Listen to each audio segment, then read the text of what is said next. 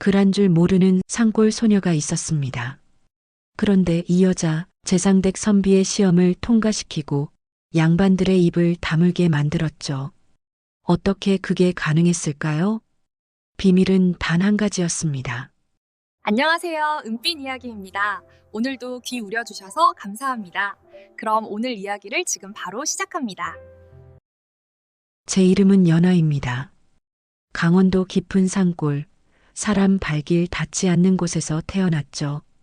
어머니는 제가 6살 되던 해 가을에 돌아가셨습니다. 산나무를 뜯으러 갔다가 그만 발을 헛디뎠다고 했어요. 아버지는 그날 이후 말수가 더 줄었고 저는 어머니 대신 부엌일을 배우기 시작했습니다. 아버지는 나무꾼이었습니다. 새벽같이 일어나 도끼를 들고 산에 오르면 해질 무렵에야 지게 가득 장작을 지고 내려오셨죠. 저는 그 옆에서 작은 낫으로 풀을 베고 약초를 캤습니다. 도라지, 더덕, 가끔은 운 좋게 산삼한 뿌리 건지는 날도 있었어요. 글은 한자도 배우지 못했습니다. 서당은 마을에서도 한참을 걸어 내려가야 했고 여자아이에게 글을 가르칠 만큼 넉넉한 집안도 아니었거든요. 하지만 사람의 말과 기색을 읽는 건 누구보다 빨랐습니다. 장에 나가 약초를 팔 때면 상인들의 눈빛만 봐도 알 수 있었어요. 이 사람이 값을 깎으려는지 진짜 살 마음이 있는지. 아버지가 술 한 잔 드시고 돌아오시는 날이면 문 여는 소리만 들어도 오늘 기분이 어떤지 짐작할 수 있었습니다.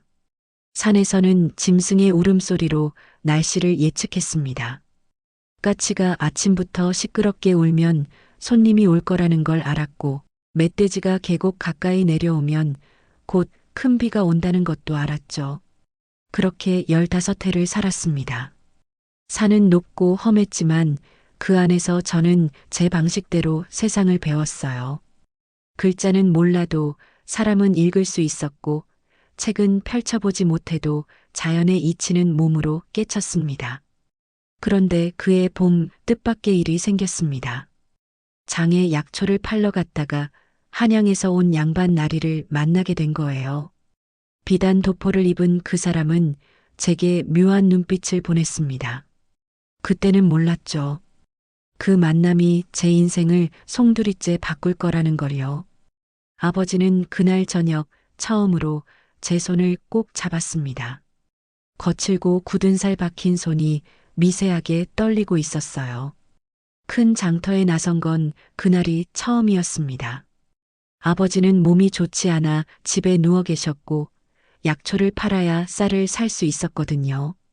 새벽부터 걸어 내려온 길이었습니다. 지게에 도라지와 더덕을 가득 쥐고 작은 보따리에는 귀한 산삼한 뿌리를 조심스레 쌓았어요. 장터에 도착하니 이미 사람들로 북적였습니다. 처음 보는 광경이었죠. 온갖 물건을 늘어놓은 좌판, 값을 흥정하는 소리, 닭 우는 소리, 아이들 웃음소리. 어디서부터 자리를 잡아야 할지 몰라 한참을 서성였습니다. 그때였어요. 저 앞쪽에서 급한 말발굽 소리가 들렸습니다. 사람들이 일제히 비켜섰고 한 무리의 말들이 거센 속도로 장터를 가로질렀죠. 그런데 한 노인이 미처 피하지 못했습니다. 지팡이를 짚고 있던 그분은 발이 느렸어요. 말굽비를 잡은 사내가 거칠게 소리쳤습니다. 비켜, 비켜. 노인은 비틀거렸습니다. 그대로 넘어지면 말발굽에 밟힐 게 분명했어요. 주변 사람들은 모두 뒷걸음질 쳤습니다. 아무도 나서지 않았죠. 저는 지게를 내던지고 뛰어들었습니다. 노인의 팔을 붙잡아 옆으로 끌어당겼어요. 말은 바로 코앞을 스쳐 지나갔습니다. 흙먼지가 얼굴에 뿌려지고 심장이 터질 듯 뛰었습니다. 노인은 거친 숨을 몰아쉬며 제 손을 꼭 잡았습니다. 고맙네, 아가씨. 고마워. 목소리가 떨리고 있었어요. 저는 노인을 일으켜 세우고 지팡이를 주워드렸습니다. 주변 사람들은 이미 흩어져 제 일을 하고 있었죠. 마치 아무 일도 없었다는 듯이요. 노인을 한쪽 그늘에 모셔다 앉혔습니다. 물을 떠다 드리려고 일어서는데 누군가 제 앞을 가로막았어요. 떠돌이 차림의 노인이었습니다. 누더기 같은 옷에 헝클어진 머리 하지만 눈빛만은 이상하리만치 또렷했죠. 그분은 저를 한참 들여다보더니 천천히 입을 열었습니다. 너는 이 산에 묻힐 그릇이 아니다. 갑작스러운 말이었습니다. 저는 어리둥절해서 그분을 쳐다봤어요. 무슨 말씀이신지. 노인은 빙그레 웃었습니다. 사람들은 다들 제 목숨만 아까워했는데 너만 남의 목숨을 먼저 생각했구나. 그 마음씨 귀한 거야. 저는 아무 말도 못했습니다. 그저 당연한 일을 했을 뿐인데 이렇게까지 말씀하시니 오히려 민망했거든요. 노인은 제 어깨를 톡톡 두드렸습니다. 이 산골에만 있기엔 내 그릇이 아깝다. 언젠가 기회가 오면 두려워 말고 나서거라. 그리고는 홀연히 사라졌습니다. 장터 인파 속으로 스며들듯 사라져버렸죠. 저는 한동안 멍하니 서 있었습니다. 무슨 뜻인지 알 수 없었어요. 하지만 이상하게도 그 말이 가슴 한편에 오래 남았습니다. 약초는 다행히 잘 팔렸습니다. 쌀을 사고 아버지 약값도 마련할 수 있었어요. 집으로 돌아가는 길, 해가 뉘엿뉘엿 넘어가고 있었습니다. 그런데 그날 밤 마을에 소문이 돌기 시작했습니다. 한양에서 벼슬아치가 내려와 사람을 찾고 있다는 거예요. 어떤 사람인지는 아무도 몰랐습니다. 저는 그저 하루 일과를 마친 안도감에 잠들었죠. 앞으로 무슨 일이 벌어질지 그때는 전혀 몰랐습니다. 장터에서 노인을 구한 지 사흘 만에 일이 벌어졌습니다.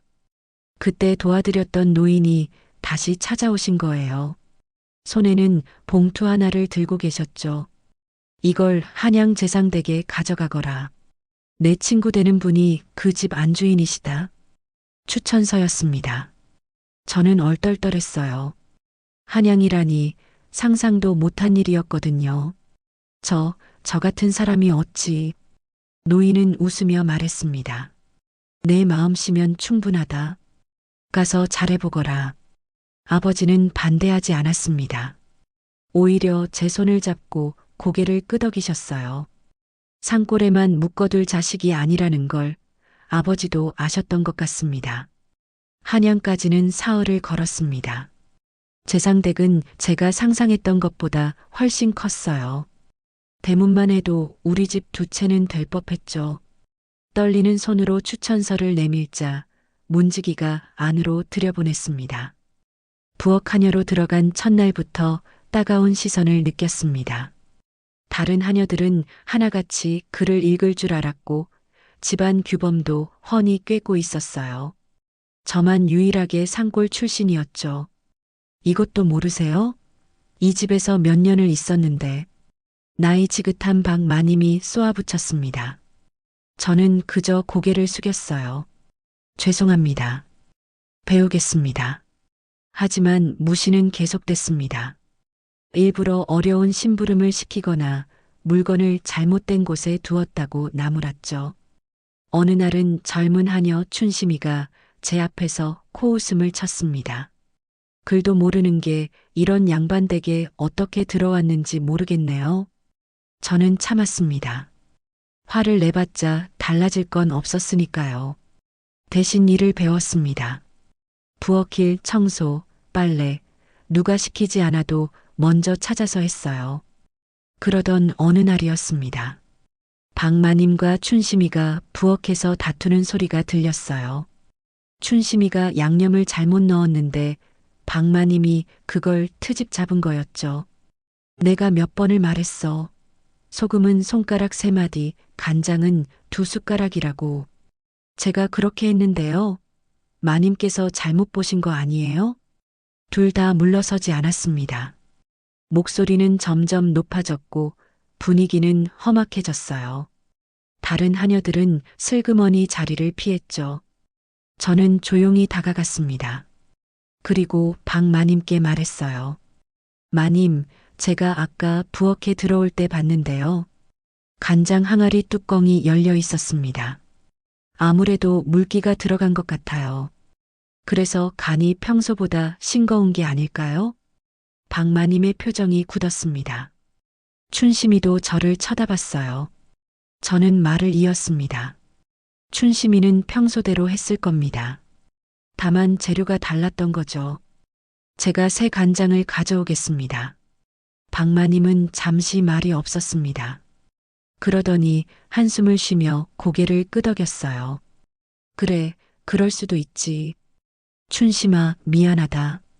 춘심이도 제게 고마운 눈빛을 보냈습니다. 싸움은 그렇게 끝났어요. 다음 날부터 분위기가 조금씩 달라졌습니다. 박마님은 예전보다 부드러워졌고 춘심이도 저를 함부로 대하지 않았죠. 다른 하녀들도 제게 말을 붙이기 시작했습니다. 어느 날 안주인마님께서 부엌에 들르셨습니다. 저는 재빨리 절을 올렸어요. 마님은 저를 보시더니 박마님에게 물었습니다. 저 아이가 새로 들어온 연하라는 아이지요? 예, 마님. 안주인마님은 저를 찬찬히 살피셨습니다. 그리고 작은 미소를 지으셨어요. 이상하게 마음이 편안해지는구나. 앞으로도 잘 부탁한다. 저는 깊이 고개를 숙였습니다. 가슴이 뛰었어요. 인정받는다는 게 이런 기분인가 싶었죠. 하지만 그날 밤 춘심이가 제 귓가에 속삭였습니다. 조심해요. 마님께 잘 보이면 누군가는 질투하게 마련이니까요. 그 말의 의미를 알게 된 건 얼마 지나지 않아서였습니다. 재상댁에 온 지 2달쯤 지났을 무렵이었습니다. 한 젊은 선비가 찾아왔어요. 이름은 민서라고 했습니다. 25쯤 되어 보이는 선비는 초라한 옷차림이었지만 눈빛만은 맑았어요. 재상께 학문을 배우러 왔다고 했죠. 하지만 재상은 쉽게 허락하지 않았습니다. 배움을 얻고 싶다면 먼저 시험을 통과해야 한다. 재상의 목소리는 차갑고 단호했습니다. 민서는 공손히 절을 올렸어요. 분부대로 따르겠습니다. 다음 날 아침 재상은 사랑채 앞으로 민서를 불렀습니다. 저도 차를 나르는 심부름으로 그 자리에 있었어요. 재상이 사랑채 문을 활짝 열었습니다. 안은 텅 비어 있었죠. 먼지만 가득한 넓은 방이었습니다. 이 방을 하룻밤 안에 가득 채워라. 내일 아침까지 완성하지 못하면 다시는 이 문 앞에 얼씬거리지 마라. 민서의 얼굴이 창백해졌습니다. 주변에 서 있던 하인들이 웃음을 터뜨렸어요. 저렇게 넓은 방을 하룻밤에? 불가능하지. 재상나리께서 일부러 내쫓으려고 저러시는 거야. 민서는 입술을 깨물었습니다.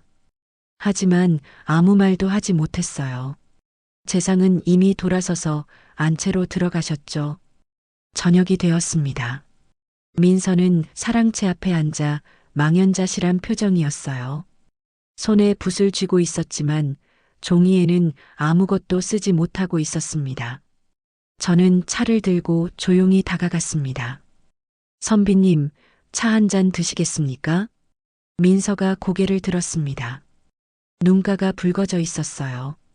고맙소. 하지만 차를 마신들 무슨 소용이겠소. 목소리에 절망이 묻어났습니다. 저는 찻잔을 내려놓고 물었어요. 방을 무엇으로 채우려 하셨습니까? 생각해봤소. 지프로 채울까, 돌로 채울까? 하지만 하룻밤에 그 많은 것을 어디서 구하겠소? 돈도 없고 사람 손도 없는데. 민서는 고개를 떨어뜨렸습니다. 어깨가 축 처졌어요. 저는 잠시 생각했습니다. 그리고 조용히 말했어요. 가득 찼다는 건 눈에 보이는 것만은 아닙니다. 민서가 저를 쳐다봤습니다. 눈빛에 의아함이 서렸죠. 무슨 뜻이오? 저는 사랑채 안을 가리켰습니다. 저 방은 지금 비어 있습니까? 당연히 비어 있지 않소. 아무것도 없지 않소. 정말 아무것도 없습니까? 민서는 말문이 막혔습니다. 저는 천천히 말을 이었어요. 공기가 있습니다. 달빛이 들어옵니다. 그리고 잠시 멈췄다가 덧붙였습니다. 촛불을 켜면 빛이 방 안을 가득 채울 겁니다. 민서의 눈이 커졌습니다. 입이 벌어졌다 다물어졌어요. 그러더니 벌떡 일어났습니다. 그렇소. 빛이라면. 민서는 급히 촛불을 구하러 달려갔습니다. 저는 그 모습을 조용히 지켜봤어요. 하지만 멀리서 춘심이가 비웃는 소리가 들렸습니다. 촛불로 방을 채운다고? 우스운 꼴 좀 보겠네. 다른 하인들도 수군거렸어요. 모두들 민서가 실패할 거라고 생각했죠. 밤이 깊어갔습니다. 민서는 사랑채 안가득 촛불을 켰어요. 작은 촛불 하나하나가 방 안을 밝혔습니다.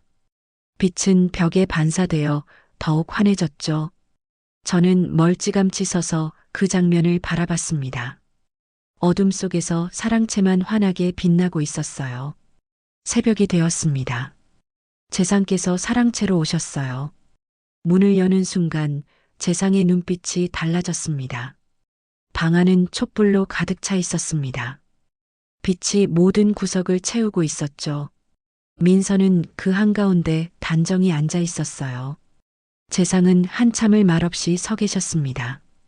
그러더니 천천히 고개를 끄덕이셨어요. 통가다. 오늘부터 내 서재에 들어와도 좋다. 민서는 깊이 절을 올렸습니다. 떨리는 목소리로 감사를 표했어요. 재상께서 돌아서시며 물으셨습니다. 누가 도와주었느냐? 민서는 잠시 망설이다가 대답했습니다. 부엌의 연하라는 하녀가 한마디 일러주었습니다. 재상의 시선이 제게로 향했습니다. 저는 황급히 고개를 숙였어요. 심장이 빠르게 뛰었죠. 재상은 아무 말 없이 가셨습니다. 하지만 그날 이후 재상의 눈빛이 달라진 걸 느낄 수 있었어요. 그리고 춘심이의 눈빛도 달라졌습니다. 예전보다 훨씬 차갑고 날카로워졌죠. 저는 알았습니다. 앞으로 더 조심해야 한다는 걸요. 민서는 재상의 제자가 되었습니다. 하지만 시험은 끝나지 않았어요. 사흘 후 재상께서 다시 민서를 불렀습니다. 이번에는 더 어려운 과제였죠. 사랑채를 다시 채워라. 단 이번에는 물건이 아닌 것으로 채워야 한다. 민서는 또다시 난감한 표정이 되었습니다. 저는 그날 저녁 우물가에서 민서를 만났어요. 연아, 이번엔 정말 모르겠소. 물건도 아니고 빛도 아니라면 대체 무엇으로 채운다는 말이오? 저는 물동이를 내려놓고 말했습니다. 마을 사람들을 불러보시는 건 어떻습니까? 사람들을요? 예. 그들의 이야기를 들어보세요. 억울한 일, 기쁜 일, 슬픈 일. 그 이야기들이 방을 채울 겁니다. 민서는 고개를 갸웃거렸습니다. 하지만 다른 방법이 없었죠. 다음 날 아침 민서는 마을 어귀에 방을 붙였습니다. 사랑채에서 사람들의 하소연을 듣겠다는 내용이었어요. 처음엔 아무도 오지 않았습니다. 양반댁 사랑채에 천민이 들어간다는 게 말이 안 됐거든요. 하지만 한 할머니가 용기를 냈습니다. 내 말 좀 들어주시오. 억울한 일이 있어서 그러오. 할머니가 들어가자 하나둘 사람들이 모여들기 시작했어요. 농부, 행상, 과부, 아이를 업은 어머니. 모두 할 말이 있는 사람들이었습니다. 사랑채 안은 금세 사람들로 가득 찼습니다. 어떤 이는 세금 때문에 울었고 어떤 이는 관가의 횡포를 호소했어요. 또 어떤 이는 이웃과의 다툼을 하소연했죠. 민서는 묵묵히 듣기만 했습니다. 고개를 끄덕이고 때로는 한숨을 쉬었어요. 아무 해결책도 주지 않았지만 사람들은 이야기를 쏟아냈습니다. 해가 지고 밤이 되었습니다. 사랑채에서는 여전히 목소리들이 흘러나왔어요. 한숨, 웃음, 분노, 안타까움. 온갖 감정이 뒤섞여 있었죠. 재상께서 안채에서 나오셨습니다. 함께 온 양반들의 얼굴에는 불쾌함이 역력했어요. 저게 무슨 꼴이오? 천민들을 사랑채에 들이다니. 한 양반이 코웃음을 쳤습니다. 하지만 재상은 아무 말 없이 사랑채로 다가가셨어요. 문 앞에 서서 안을 들여다보셨습니다. 사람들의 이야기가 끊이지 않았죠. 어떤 노인은 눈물을 흘리고 있었고 어떤 여인은 주먹을 불끈 쥐고 있었습니다. 재상의 표정이 굳어졌습니다. 함께 온 양반들도 점점 말문이 막혔어요. 그 안에 담긴 건 단순한 하소연이 아니었거든요. 백성들의 삶 그 자체였습니다. 한참을 지켜보시던 재상께서 천천히 고개를 끄덕이셨습니다. 이것이 진짜로 채워진 방이로구나. 양반들은 어리둥절한 표정이었습니다. 하지만 재상은 더 이상 말씀하지 않으셨어요. 저는 멀리서 그 모습을 지켜봤습니다. 민서가 사람들에게 공손히 절을 하며 배웅하는 모습이 보였어요. 그의 눈가가 붉어져 있었습니다. 그날 밤 재상께서 저를 부르셨습니다. 가슴이 철렁했어요. 무슨 일인지 알 수 없었죠. 재상의 서재로 들어갔습니다. 재상은 창밖을 보고 계셨어요. 내가 민서에게 조언을 했다지? 예, 나리. 어찌 그런 생각을 했느냐? 저는 잠시 망설였습니다. 그리고 조용히 대답했어요. 산에서 배웠습니다. 지혜는 입이 아닌 귀에서 나온다고요. 재상께서 저를 돌아보셨습니다. 눈빛이 예사롭지 않았어요. 하지만 무섭지는 않았습니다. 흥미롭구나. 계속 지켜보마.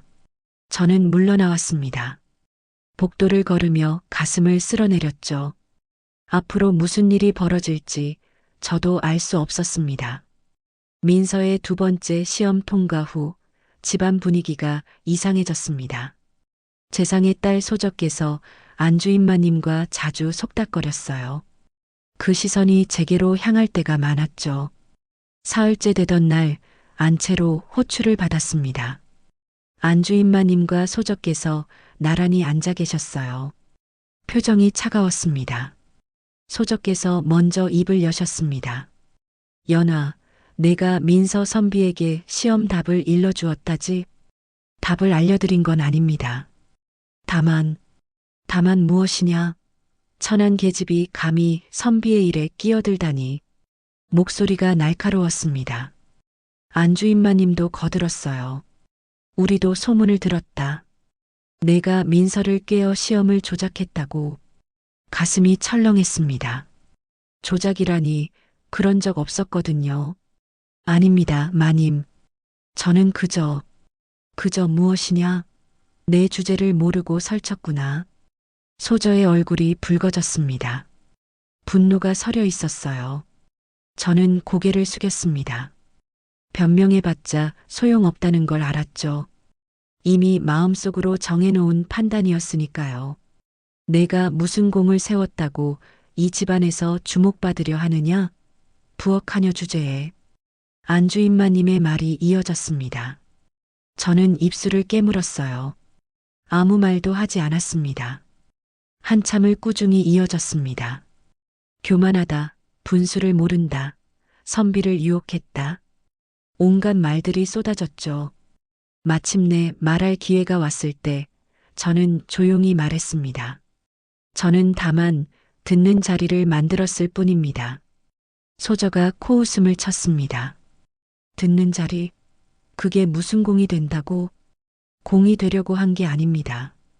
민서 선비님이 어려워하셔서 제가 아는 작은 지혜를 나눴을 뿐이에요. 안주인마님이 손을 들었습니다. 그만. 더 이상 듣고 싶지 않구나. 당분간 부엌 출입을 금한다. 빨래만 하거라. 저는 깊이 절을 올렸습니다. 물러나올 때 뒤에서 소저의 목소리가 들렸어요. 천한 것이 주제를 모르니 저런 꼴이 나는 거야. 복도를 걸으며 눈물이 났습니다.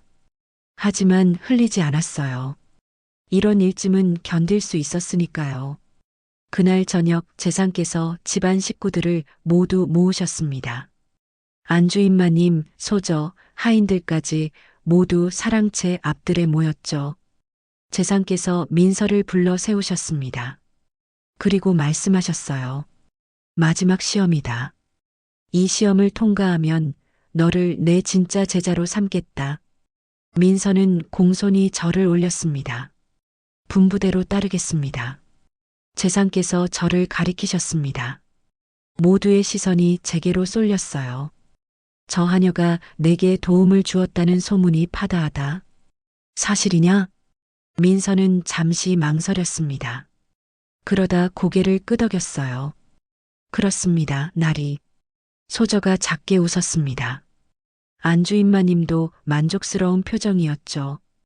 이제 제 잘못이 공식적으로 드러난 셈이었으니까요.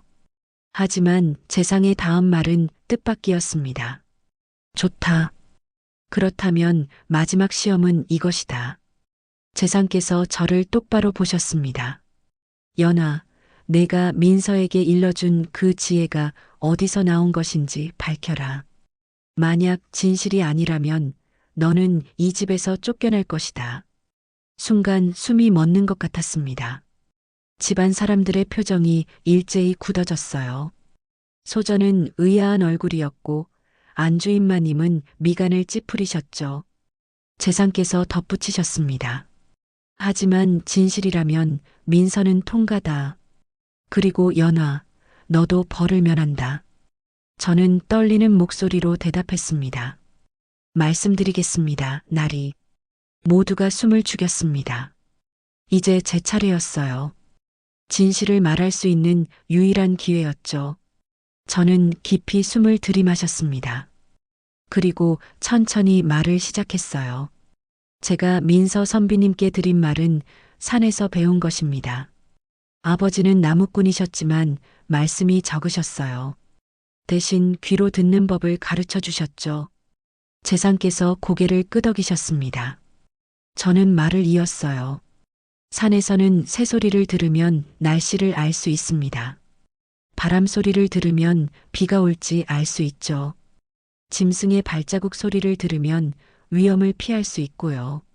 듣는다는 건 그저 귀를 여는 게 아닙니다. 마음을 여는 거예요.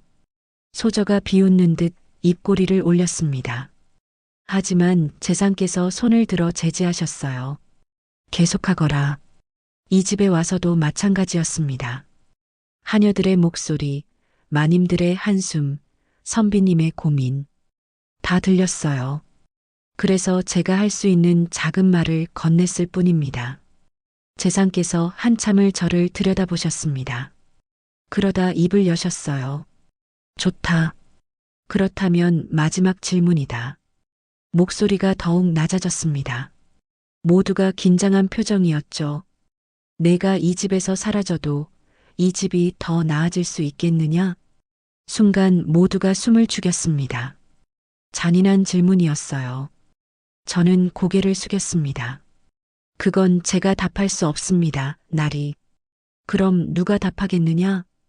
이 집에 계신 분들이 답하셔야 할 것 같습니다. 재상께서 뜻밖의 미소를 지으셨습니다. 그리고 주위를 둘러보셨어요. 그렇다면 묻겠다. 연하가 사라지면 이 집이 나아지겠느냐? 아무도 대답하지 않았습니다. 침묵이 흘렀죠. 그때 박마님이 앞으로 나섰습니다. 부엌에서 저를 처음 무시했던 그분이었어요. 나리, 한 말씀 올리겠습니다. 말해보거라. 연하가 오고 나서 부엌 분위기가 달라졌습니다. 전에는 서로 다투고 눈치만 봤는데 이젠 서로 돕게 됐어요. 연하가 먼저 다른 이의 어려움을 헤아렸고 저희도 그걸 배웠습니다. 박마님의 목소리가 떨렸습니다. 이어서 춘심이도 나섰어요. 저도 말씀드리겠습니다. 연하는 제가 실수했을 때 비난하지 않았어요. 대신 해결책을 찾아줬죠. 덕분에 일하는 게 두렵지 않게 됐습니다. 하나둘 하인들이 앞으로 나왔습니다. 문지기 아저씨, 마구간지기, 심지어 빨래하는 아나까지. 연하가 제 아들 열병을 고칠 약초를 알려줬습니다. 연하가 제 억울한 일을 들어주고 위로해줬습니다. 연하는 누구에게나 똑같이 친절했습니다. 증언이 이어졌습니다. 저는 놀랐어요. 제가 한 게 그렇게 많았나 싶었거든요. 재상께서 고개를 끄덕이셨습니다. 그리고 밖을 가리키셨어요. 저기 마을 사람들도 와 있구나.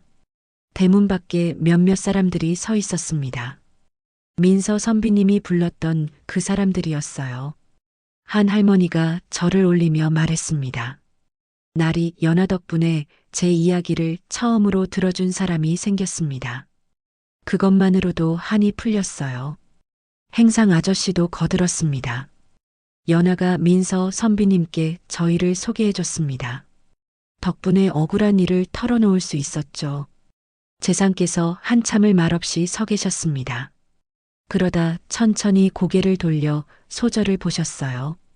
딸아, 내가 연하를 모함했다고 들었다. 소저의 얼굴이 하얗게 질렸습니다. 아버님, 그건 천한 계집이라 업신여겼느냐? 하지만 보거라. 이 많은 사람이 연하를 증언하고 있지 않느냐? 소저는 고개를 숙였습니다. 안주인마님도 마찬가지였어요. 재상께서 민서를 돌아보셨습니다. 민서, 너는 통가다. 오늘부터 내 정식 제자로 삼겠다. 민서는 깊이 절을 올렸습니다. 재상께서 다시 저를 보셨어요. 연하, 내 진짜 그릇을 보았다. 글을 모르지만 사람을 읽고 배우지 않았지만 지혜를 나눴구나. 저는 황급히 절을 올렸습니다. 가슴이 뜨거워졌어요. 다만 재상께서 잠시 멈추셨습니다. 내 그릇이 이 집 부엌에 머물기엔 아깝다. 앞으로 안채에서 소절을 보자 하거라. 그리고 글을 배워라. 순간 모두가 놀란 표정을 지었습니다. 소저는 믿을 수 없다는 얼굴이었고 안주인마님은 당황하셨죠. 저도 어안이 벙벙했습니다.